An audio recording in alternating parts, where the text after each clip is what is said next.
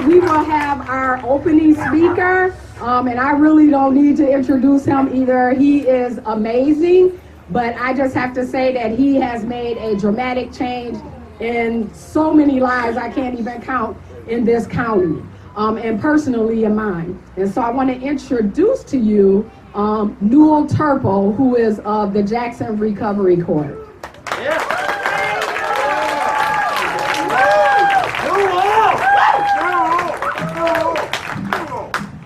Wow, look at this crowd. My name's Newell, and I'm a father, I'm a husband, I'm a brother, I'm a friend. I supervise the drug court here in Jackson. I'm an associate pastor at the Corinthian Spiritual Center here in town. And something else I'm missing. What else am I? Oh yeah, I'm an addiction survivor.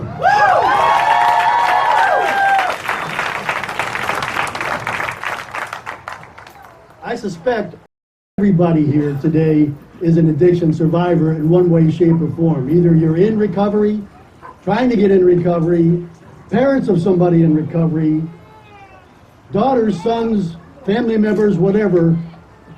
We're all in recovery when it comes to addiction. We'll talk about that in a little more in a couple of minutes, but that's the theme for today. That's why we're all here, because we have to do this as a community. It's a community effort, and thank goodness we've got a place like the Home of New Vision here, that we have a home group from Glennis. Thank you very much. Really good to see you. Because we have to have a community center like this where everybody can come together. And that's what this house is. I can remember this house 15 years ago, 12 years ago, when it was just a part-time residential community, but it's grown into much more of that. It's evolved and it's morphed into this beautiful center that accepts everybody who needs help. And how much does it cost to come here and get help? This much. Zero. Nobody gets turned away here, whether you're in need of resources in this community, the case managers, the peer support. This is the type of facility that a city like Jackson needs.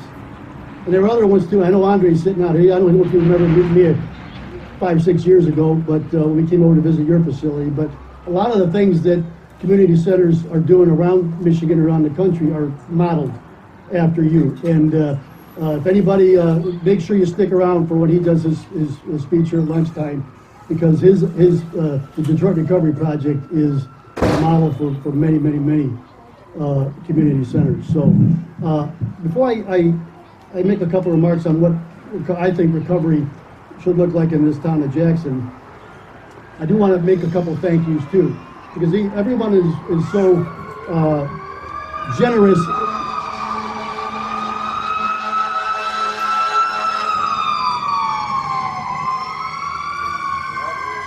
Guess what? I know for a fact they're not looking for me. Huh? Isn't that a cool feeling too? I see Tracy ducking back there. Don't be ducking there, Tracy. More people had more to do with this, putting this on today. I mean, this has been going on for weeks and months, planning this event. There must be, I'm guessing, 300 people at least in that range out here. So let's not, here's the main people. Of course, we had Kelly, of course, who's involved in everything. And but we got Shelley Campbell, Shannon Jackson, Kelly, Chris Bannister, who's the master of disaster over here, the Ayatollah of rock and rolla, Jerry McAllowitz, my good friend, Kevin Shelberg, standing back there. Kevin, you're always around this place looking for people to help. Adam Robe, Marianne Hinman, Kermit. He doesn't even have a last name. We just know him by Kermit. Can't miss him. You know him when you see him. Whitey Kid.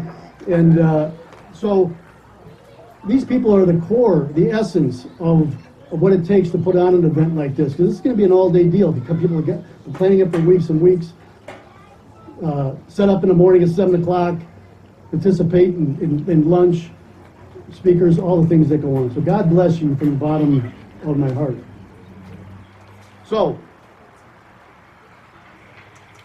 it's about time that people with the disease of addiction, and that's really what this is. This is a undeniable, no conjecture situation anymore going forward. This is not a failing, a moral failing, a self-will failing. This is a disease that we have to advocate for ourselves, because nobody else will take the bull by the horns. For many, many decades, a lot of other diseases, and God bless their diseases too, have taken top shelf, so to speak.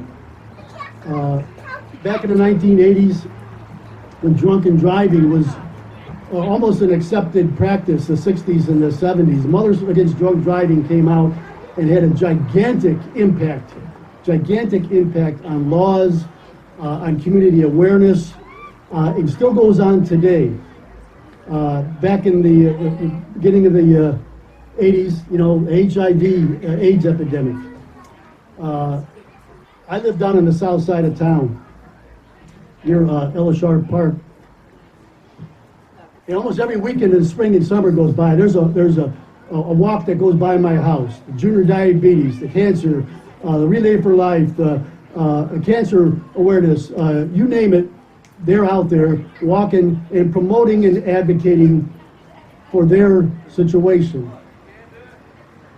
And that's good, that's fair. There's room for all fundraising, there's room for all community awareness, there's room for all help. As Shelley mentioned, there's 20 million of us that are in recovery, and probably at least 80 million more who are conditioned inside of the addiction model, whether you're a family member or whether you're still struggling. We have to be at the forefront. We have to be at the forefront. We've always been at the bottom of the food chain as far as mental health, medical requirements go. We have made some great inroads. The Faces of Recovery movement, which I think Jark is actually part of, true that, remember? We have to bond together, create a new face in Jackson, in our community. Every community has to advocate for themselves. What else is there for us to do if everyone is going to ignore it? If you don't show yourself, society will pass you by. We don't have to be embarrassed. We don't have to have guilt. We don't have to feel the way that some people in society would make us feel. I don't walk around with my addiction on my sleeve, but I'm certainly not embarrassed to wear a t-shirt like this and say, you know what? I live in long-term recovery. I work very hard at it. There are resources for us, and we deserve them. Our families deserve them. True that?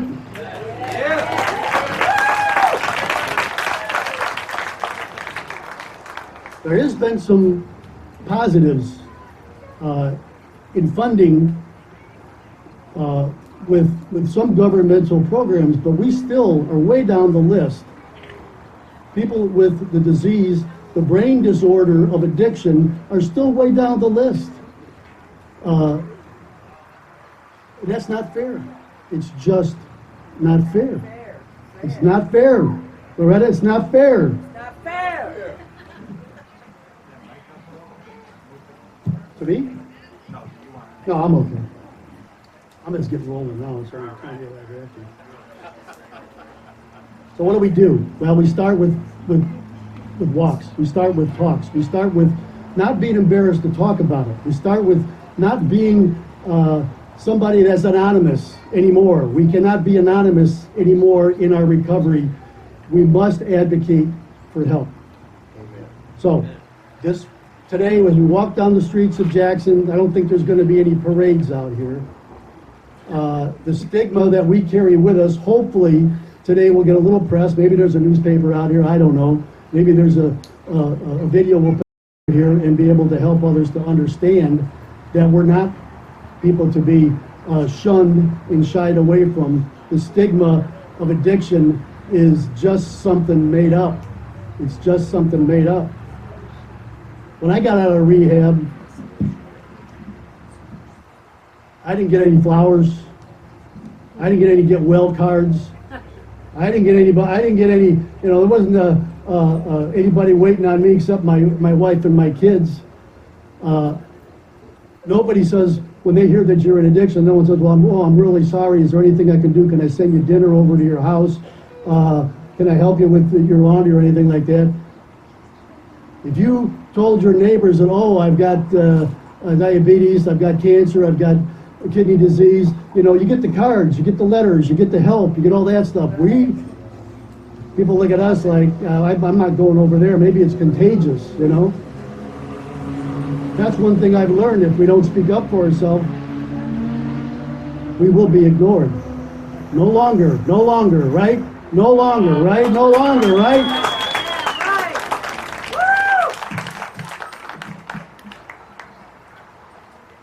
Even sometimes ourselves are a little nervous about how to approach the community.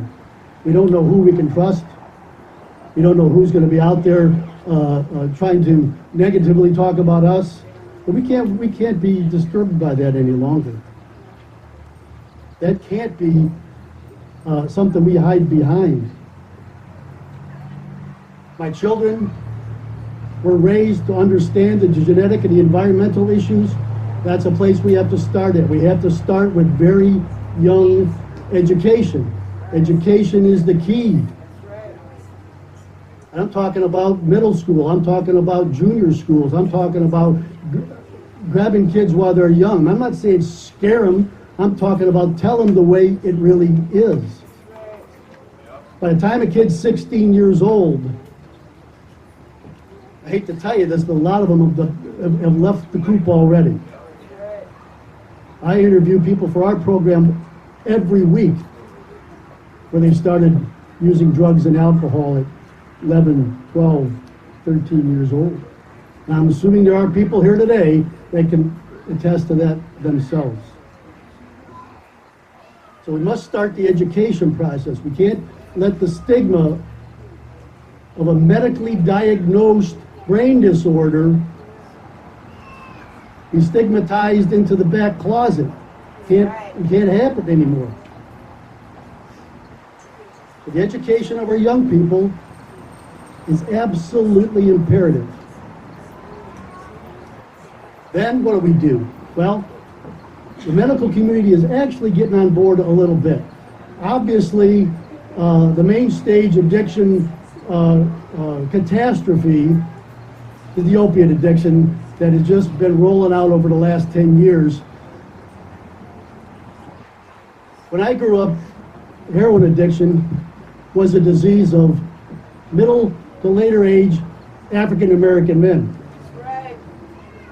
Today, the opiate addiction is middle 20-year-old, middle class, everybody, white men, white women. It's changed completely.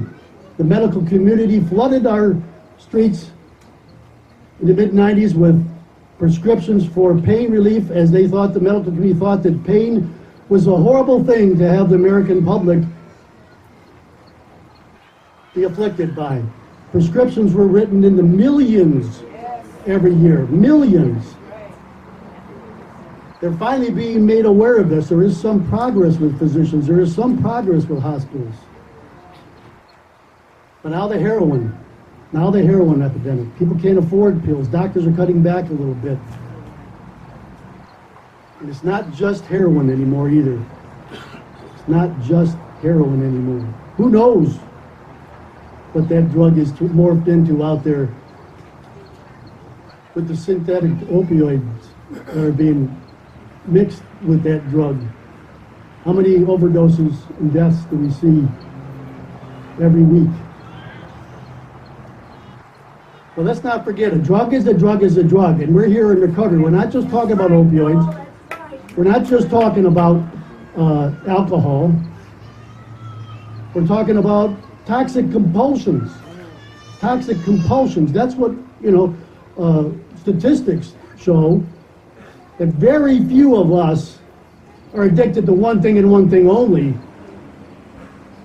That most of us are cross-addicted, have multiple addictions. And some are process addictions. Process addictions meaning not just substance abuse, but gambling, hoarding, sex, on and on and on. Anything that will fire our neurotransmitters with dopamine and other neurotransmitters is stuff that we have become accustomed to. We will replace, we will substitute. The worst drugs of all time are still legal. I can walk out to the corner and buy all the alcohol I want. I can buy all the tobacco I want. Which, by the way, let's not kid ourselves about tobacco. Let's not kid ourselves. Nicotine has killed more people in the history of mankind, 10 times more than all other drugs combined. I see all you smokers back there. I'm watching you. It wouldn't be fair for me to leave that out today, so I'm just telling you. I see that 1030. You should give me one of these. Drug is a drug is a drug, and that's where it starts. Understanding how difficult it is to get started is not an excuse. When you have a facility like this, when you have a community like Jackson now, when you know there's help available, when you have good treatment centers like Henry Ford and Born Free and private practitioners, do not let the excuse "I cannot afford it" be in your vocabulary anymore. If you need help, you raise your hand. That's part of what our responsibility is to reach out and to help. So our obligation is not just to go on walks down the street here today and wave our hands and think we're doing something big. Well, we are. We're helping. We're helping by making the community aware that we're here and we're not going to take it anymore. But it also means we've got to reach out and do our part and help people who don't know where to get the help. Now it's 10:32 and Kelly's still breathing on my bed. I could talk all day, sir, you know. I know, that's okay. And I'm not going to, because I think my point is there. This is community. This is what it's all about. This is us together collectively. We can't do this by ourselves. We know that, right? We cannot do this by ourselves. And why would you want to? Why would you want to miss something like this? Why would you not want to be a part of something like this? So let's walk today, let's hold hands, let's make a little noise, but remember, just remember, it all starts reaching out to somebody. It's our responsibility and our obligation. I'll leave that with love and blessings. We have t-shirts from Perry. I have a box of Addiction Survivor t-shirts here that are free, supplied by Friends of Recovery Court. We got t-shirts. Perry's got a lot of different sayings. He's going to toss these out. Make ourselves heard, let's make ourselves visible, and let's have a good time doing it. God bless. Thank you. What you gonna do with recovery outlaw rub oil on you, brother? All right. All right. Thank you, Newell. Thank you so much.